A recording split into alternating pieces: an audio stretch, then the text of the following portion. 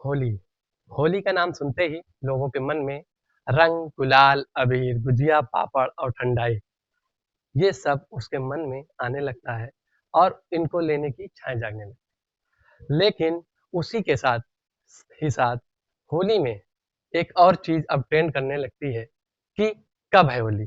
जी हाँ, शोले पिक्चर का सुप्रसिद्ध डायलॉग होली कब है, इसका जवाब या इसकी मंशा कि कब है होली और कब किस समय में जलानी चाहिए और कब खेलनी चाहिए, ये होली आते ही सबसे ट्रेंड का विषय हो जाता है और सोशल मीडिया में ट्रेंडिंग करने लगता है। इन्हीं का जवाब जानने हम आज हमारे साथ जुड़ चुके हैं। इन्हीं सवालों का जवाब देने के लिए आचार्य गौरव कृष्ण शुक्ला जी, आइए मिलते हैं, जानते हैं।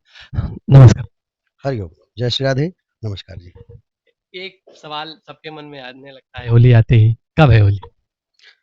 देखिए, होली का पर्व मनाने के लिए 3 नियम शास्त्रीय नियम के अनुसार बहुत ज़्यादा ज़रूरी हैं। उसके लिए सर्वप्रथम फाल्गुन मास हो, शुक्ल पक्ष हो और पूर्णिमा हो और भद्रा बीत चुकी हो।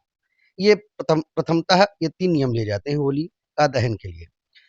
अब होली कब है शास्त्रीय मान्यता के अनुसार, तो इसमें सर्वप्रथम 2 मार्च को चूँकि सायंकाल से पूर्णिमा प्रारंभ हो रही है। भद्रा का मुख छोड़ करके पुच्छ की ओर जाकर के आप होलिका दहन कर सकते हैं, अर्थात भद्रा का दोष भी समाप्त हो रहा है। तो अब किस समय होली का दहन किया जाए, तो इसके लिए होलिका दहन 2 मार्च को समय 11:53 से 12:50 के मध्य का यही शुभ समय है। इस समय होलिका दहन करने मात्र से जीवन में खुशियाँ आएँगी, शत्रुओं का नाश होगा, अपयशों का नाश होगा और सर्वत्र विजय की प्राप्ति होगी। ये ऐसा विजयश्री का योग इस समय बना हुआ है। इसलिए जहाँ भी जिन-जिन क्षेत्रों में होलिका दहन की जाए तो 2 मार्च को किया जाए, क्योंकि 2 मार्च को ही पूर्णिमा तिथि आपको रात्रि काल में प्राप्त होगी, क्योंकि होलिका दहन रात्रि में ही किया जाता है। 3 मार्च को यदि हम जाते हैं तो 3 मार्च को रात्रि में आपको सायंकाल के बाद प्रदोष व्यापिनी पूर्णिमा प्राप्त नहीं होगी। इसलिए आपको होलिका दहन शास्त्रीय नियम के अनुसार 2 मार्च 2026 को ही करना चाहिए।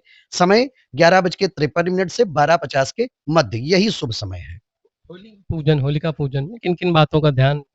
हाँ, अब ये विशेष जैसे होलिका पूजन के समय हम ध्यान रखें किसी अपवित्र वस्तु को उसमें ना डालें, किसी प्रकार से अपवित्रता ना फैलाएँ, शास्त्रीय प्रमाण से ही होलिका दहन करें। जल इत्यादि से लेकर के अर्घ देना, चंदन, अक्ष और अबीर इत्यादि को अर्पित करना, वस्त्र इत्यादि अर्पित करना और जो भी भोग इत्यादि की सामग्री है, इसको अर्पित करके भगवती होलिका की परिक्रमा करना। इतना करने मात्र से हमारे जीवन के जो भी संकट हैं, विघ्न हैं, इनका समापन हो जाता है। अब होली में करना क्या-क्या चाहिए? ये भी एक प्रश्न है ना? तो आज की जो होली है, ये होली पड़ रही है सोमवार, अर्थात आज सोमवार का दिन है और आज ही होली जलाई जाएगी। तो आज ऐसा क्या करें जिससे हमारा पूरा वर्ष सुखमय बना रहे, आनंद से परिपूर्ण बना रहे।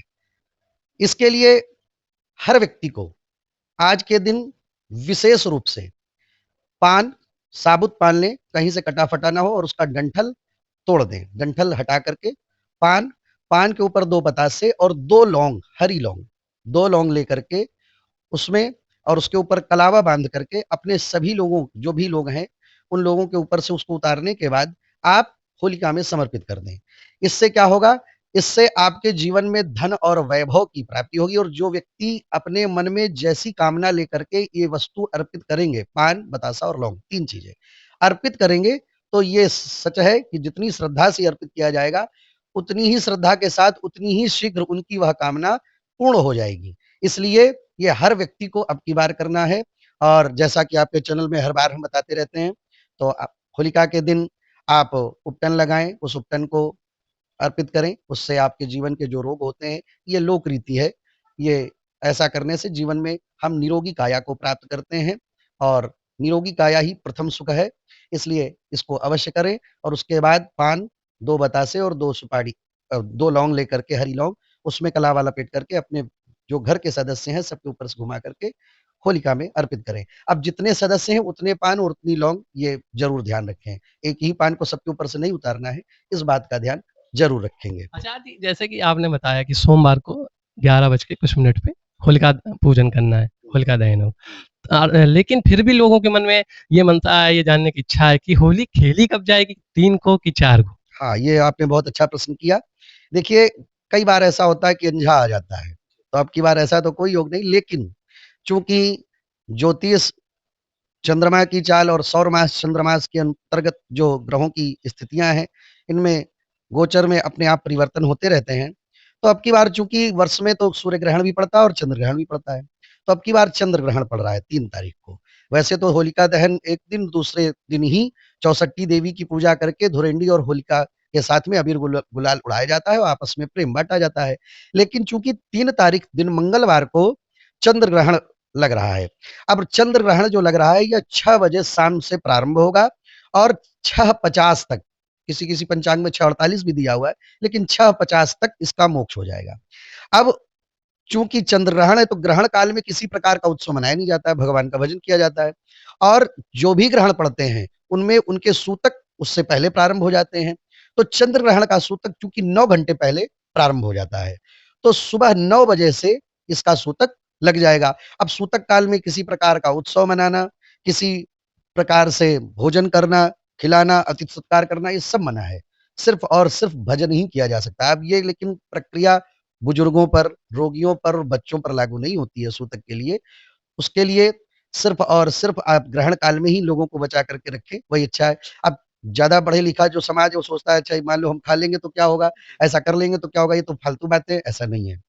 देखिए, खा लेंगे तो क्या होगा, जो हम अन्न खाते हैं इन सूतक की अवस्था में, सूतक काल में, तो वो अन्न फिर हमें रोगी बनाता है, रोग प्रदान कर देता है, जिससे हमारी ये जो काया है इसमें नाना प्रकार के चर्म रोग इत्यादि हमारे जीवन में आते रहते हैं। इसलिए हमें अगर यदि इनसे बचना है तो हमें जो शास्त्रीय नियम हमारे पुराणों में, हमारे वेदों में बतलाए गए हैं, उनको अवश्य मानना चाहिए। तो चूंकि 3 मार्च 2026 को चंद्र ग्रहण लग रहा है, 9 बजे से सुबह से सूतक लग जाएगा, उसके पहले आप अपने भगवान को नहला धुला ले, उनका भोग लगा दे। और जो घर की वस्तुएं हैं अगर खाने योग्य, चूंकि घर में पापड़ है, गुजिया है, सब बनी होती है, खोया है, मिठाई है, सब रखा रहता है, तो उसमें आप कुशा या तुलसी डाल करके भगवान का नाम लेकर के डाल दें, जिससे किसी भी प्रकार का ग्रहण काल का जो अपवित्रता है वह उसमें स्पर्श नहीं करेगी और वह पूर्ण पवित्र होगा। उसके बाद भी आप ग्रहण मोक्ष होने के बाद भी आप उसको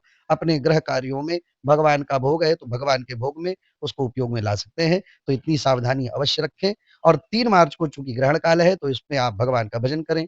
और धुरेंडी होली, आपका प्रश्न है होली कब खेली जाएगी, तो होली खेलने के लिए 4 मार्च को दिन बुधवार, 4 मार्च को भगवती चौसठी देवी का दर्शन करके, या चौसठी देवी अब हर जगह तो है नहीं, बनारस में है, ठीक है, तो अपने घर की जो दुर्गा जी हैं, घर में जो आपकी भगवती हैं, माता स्वरूप हैं, इनको प्रणाम करके और घर में ही भगवती का दर्शन करके, जहां होलिका दहन हुआ वहां जाकर के भगवती की राख को अपने माथे पर लगा करके उनको प्रणाम करके उसके बाद खूब धुरेंडी मनाइए और खूब होली खेलिए, अबीर गुलाल प्रेम से सबको लगाइए। लेकिन एक बात का ध्यान अवश्य रखिए कि जो भी ये रंग है इनमें केमिकल का प्रयोग मत करिए, क्योंकि आप जिसको लगा रहे हैं वो भी आपका ही है और उसके अंदर भी आप जैसा ही शरीर है, आप जैसा ही दर्द उसको भी हो सकता है। इसलिए हो सके तो ऑर्गेनिक जो कलर है उन्हीं का प्रयोग करिए।